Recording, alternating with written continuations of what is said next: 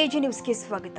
ಈ ಪ್ರದೇಶದಲ್ಲಿ ಅಂತಾರಾಷ್ಟ್ರೀಯ ಕ್ರೀಡಾಂಗಣ ನಿರ್ಮಾಣ ಆಗೋದ್ರಿಂದ ಜಿಲ್ಲೆಯ ಅಭಿವೃದ್ಧಿ ಸಾಧ್ಯವಾಗುತ್ತೆ ಅಂತ ಮುಖ್ಯಮಂತ್ರಿ ಸಿದ್ದರಾಮಯ್ಯ ಹೇಳಿದ್ದಾರೆ. ಬ್ಯಾಟಿಂಗ್ ಆಡುವ ಮೂಲಕ ಅಂತಾರಾಷ್ಟ್ರೀಯ ಕ್ರಿಕೆಟ್ ಕ್ರೀಡಾಂಗಣ ನಿರ್ಮಾಣಕ್ಕೆ ಚಾಲನೆ ನೀಡಿದ ಬಳಿಕ ಮಾತನಾಡಿದರು.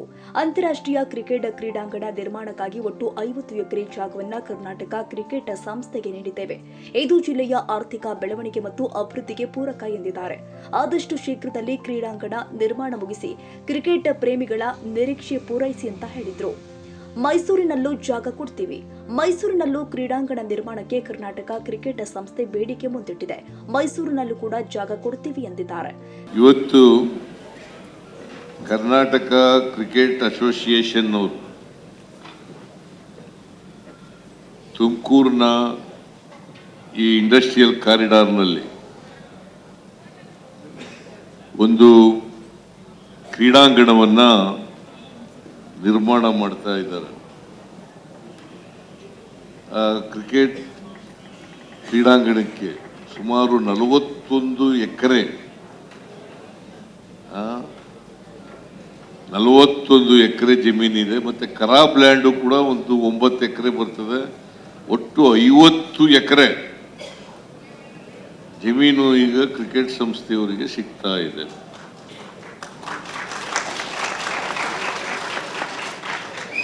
ಇದು ಒಳ್ಳೆ ಪ್ರದೇಶ. ಒಂದು ಇಂಡಸ್ಟ್ರಿಗಳು ಬರ್ತಕ್ಕಂಥ ಪ್ರದೇಶ, ಎರಡನೇದು ತುಮಕೂರಿಗೆ ಹತ್ರ ಇರ್ತಕ್ಕಂಥದ್ದು, ಬೆಂಗಳೂರಿಗೆ ಹತ್ರ ಇರ್ತಕ್ಕಂಥದ್ದು.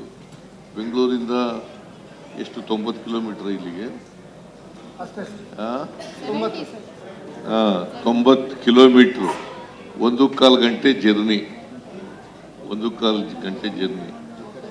ಸೊ ಇಲ್ಲಿ ಮಾಡ್ತಾ ಇರ್ತಕ್ಕಂಥದ್ದು ಬಹಳ ಸಂತೋಷದ ವಿಚಾರ.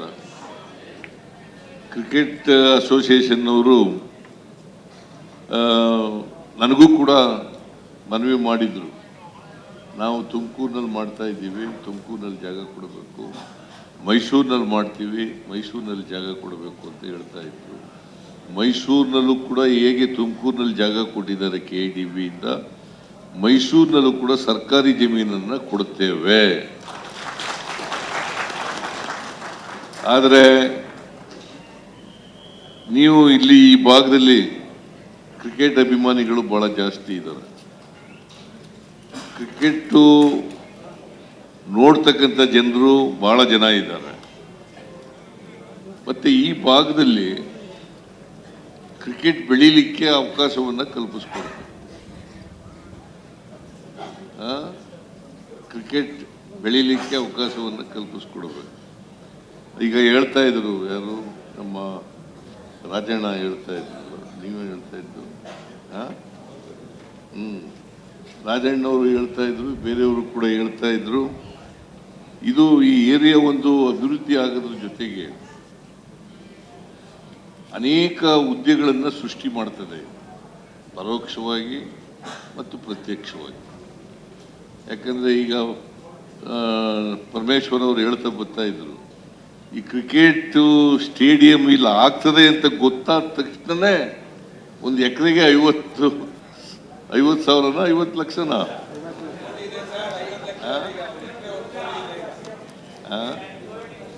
50 ಲಕ್ಷ ಜಾಸ್ತಿ ಆಗ್ಬಿಡ್ತು. ನೋಡಪ್ಪ ಸುರೇಶ್ ಗೌಡ, ನಿನ್ನ ಕಾನ್ಸ್ಟಿಟ್ಯೂನ್ಸಿನಲ್ಲಿ ಇವೆಲ್ಲ ನಡೀತಾ ಇದೆ. ಅದೆಲ್ಲ ನೀನು ಮನವಿ ಮಾಡೋದು ಇದ್ದೇ ಇರ್ತದೆ. ದುಡ್ಡೇ ಇಲ್ಲ, ಅಭಿವೃದ್ಧಿನೇ ಮಾಡಲ್ಲ ಅಂತ ಏನ್ ಕೇಳ್ತೀಯ ನೀನು? ನಮ್ಮ ಸರ್ಕಾರ ದುಡ್ಡೇ ಇಲ್ಲ ಅಂತ ಹೇಳೋದು ಒಂದ್ ಕಡೆ, ಅಭಿವೃದ್ಧಿಗೆ ಕೇಳೋದು ಒಂದ್ ಕಡೆ. ಎಲ್ಲಿಂಗೆ ಕೇಳ್ತಾ ಇದ್ದೀರಿ?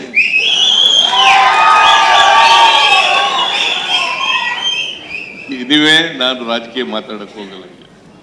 ಈಗ ರಾಜಕೀಯದ ಮಾತಾಡ್ಬೇಕಾದಂತ ಅವಶ್ಯಕತೆನೂ ಇಲ್ಲ. ಮಾತಾಡ್ತೀವಿ. ನಿಮ್ಮನ್ನು ಎದುರಿಸಕ್ಕಂತ ಶಕ್ತಿನೂ ನಮಗಿದೆ. ನೀವು ಅಪೋಸಿಷನ್ ಅವರು ಏನು ಹೇಳ್ತೀರಿ ಅದಕ್ಕೆ ಉತ್ತರ ಕೊಡ್ತಕ್ಕಂಥ ಶಕ್ತಿ ನಮ್ಮ ಸರ್ಕಾರಕ್ಕಿದೆ. ಅದಕ್ಕೆಲ್ಲ ನಾನು 41 ವರ್ಷದಿಂದ ಇದ್ದೀನಯ್ಯ, ಎದುರ್ಕೊಳಕ್ ಹೋಗೋದಿಲ್ಲ. ನಾನು 2 ಸಾರಿ ಲೀಡರ್ ಆಫ್ ದಿ ಅಪೋಸಿಷನ್, 2 ಸಾರಿ ಡೆಪ್ಟಿ ಚೀಫ್ ಮಿನಿಸ್ಟರ್ 2 ಸಾರಿ ಮುಖ್ಯಮಂತ್ರಿ. ಈ ರಾಜ್ಯದಲ್ಲಿ ಉಳಿಯಕ್ಕಾಯ್ತಿತ್ತ ನಾನು ಎದುರ್ಕಳಾಗಿದ್ರು ಉಳಿಯಕ್ಕಾಯ್ತಿದ್ದೇನೆಯ? ನಾವು ತಪ್ಪು ಮಾಡಿಲ್ಲ, ಎದುರ್ಕೊಳ್ಳೋ ಪ್ರಶ್ನೆನೂ ಇಲ್ಲ. ಅದೇನೇ ಇಲ್ಲ, ಅದು ನಾನು ಈಗ ಅದ್ರ ಬಗ್ಗೆ ಮಾತಾಡಕ್ಕೆ ಹೋಗಲ್ಲ, ಪ್ರಾಸಂಗಿಕವಾಗಿ ಮಾತಾಡೋದೆ ಅಷ್ಟೇ. ಈಗ ಎನಿವೆ ಇದನ್ನ ಅತ್ಯಂತ ಸಂತೋಷದಿಂದ ನಾವೆಲ್ಲರೂ ಸೇರಿ ಸರ್ಕಾರ, ಇಡೀ ಸರ್ಕಾರ, ವಿರೋಧ ಪಕ್ಷನೂ ಸೇರ್ಕೊಂಡು ಎಲ್ಲರೂ ಸೇರಿ ಶಂಕುಸ್ಥಾಪನೆಯನ್ನ ನೆರವೇರಿಸಿದ್ದೇವೆ. ಈಗಾಗಲೇ ಡಾಕ್ಟರ್ ಪರಮೇಶ್ವರ್ ಅವರು ಹೇಳಿದಂತೆ ರಘುರಾಮ್ ಭಟ್ ಇಲ್ಲೇ ಇದ್ದಾರೆ, ಶಂಕರ್ ಇಲ್ಲೇ ಇದ್ದಾರೆ. ಆದಷ್ಟು ಜಾಗ್ರತೆ ಪ್ರಾರಂಭ ಮಾಡಿ ಮತ್ತೆ ತ್ವರಿತವಾಗಿ ಮುಗಿಸಿ. ಕ್ರೀಡಾಂಗಣ ಜಲ್ದಿ ಆಗಬೇಕು. ಇಲ್ಲಿ ರಾಷ್ಟ್ರೀಯ ಅಂತಾರಾಷ್ಟ್ರೀಯ ಕ್ರೀಡೆಗಳು ನಡಿಬೇಕು, ಕ್ರಿಕೆಟ್ ಕ್ರೀಡೆಗಳು ನಡಿಬೇಕು, ಬೇರೆ ಕ್ರೀಡೆಗಳು ಕೂಡ ನಡಿಬೇಕು. ಅದಕ್ಕೆ ಅವಕಾಶ ಮಾಡಿಕೊಡ್ಬೇಕು ಅಂತಕ್ಕಂಥ ಮಾತನ್ನ ಈ ಸಂದರ್ಭದಲ್ಲಿ ಹೇಳಿ ಮತ್ತೊಮ್ಮೆ ಎಲ್ರಿಗೂ ಶುಭ ಆಗಲಿ, ಕ್ರಿಕೆಟ್ ಸಂಸ್ಥೆಯವರಿಗೆ ಶುಭ ಆಗಲಿ. ಗೃಹ ಸಚಿವರು, ಜಿಲ್ಲಾ ಉಸ್ತುವಾರಿ ಸಚಿವರು ಆದ ಜಿ ಪರಮೇಶ್ವರ್, ಸಹಕಾರ ಸಚಿವರು ಆದ ಕೆಎನ್ ರಾಜಣ್ಣ, ಗ್ರಾಮೀಣಾಭಿವೃದ್ಧಿ ಸಚಿವ ಪ್ರಿಯಾಂಕ ಖರ್ಗೆ, ರಾಜ್ಯ ಸರ್ಕಾರದ ದೆಹಲಿ ಪ್ರತಿನಿಧಿ ಟಿಬಿ ಜಯಚಂದ್ರ ಹಾಗೂ ಜಿಲ್ಲೆಯ ಶಾಸಕರು, ಕರ್ನಾಟಕ ಕ್ರಿಕೆಟ್ ಸಂಸ್ಥೆಯ ಅಧ್ಯಕ್ಷರು ಆದ ರಘುರಾಮ್ ಭಟ್ ಮತ್ತು ಇತರೆ ಪದಾಧಿಕಾರಿಗಳು ಉಪಸ್ಥಿತರಿದ್ದರು. ಕನ್ನಡಿಗರ ಮೆಚ್ಚಿನ ನಿಮ್ಮ ಎಜೆ 24/7 ನ್ಯೂಸ್ ಕನ್ನಡ ವಾಹಿನಿ ಇದೀಗ ಟಿವಿಯಲ್ಲಿ ಲಭ್ಯ. ವೇಳೆ ನೋಟಿಸ್ ಕೊಟ್ಟಿದ್ರೆ ವಾಪಸ್ ತಗೋತೀವಿ. ಇವತ್ತು ವಕ್ಫ್ ಪ್ರಾಪರ್ಟಿ ಅಂತೇಳಿ ಬರ್ತದೆ ಅಂತ ಹೇಳಿದ್ರೆ ರೈತರು ಬೀದಿಗೆ ಬಂದು ಏನ್ ಮಾಡ್ಬೇಕಾಗತ್ತೆ? ಯಾರು ವೋಟ್ ಹಾಕಿಲ್ಲ ಅಂದ್ರೆ ಗ್ಯಾರಂಟಿನೆಲ್ಲ ಸ್ಟಾಪ್ ಮಾಡ್ಬಿಡ್ತೀವಿ.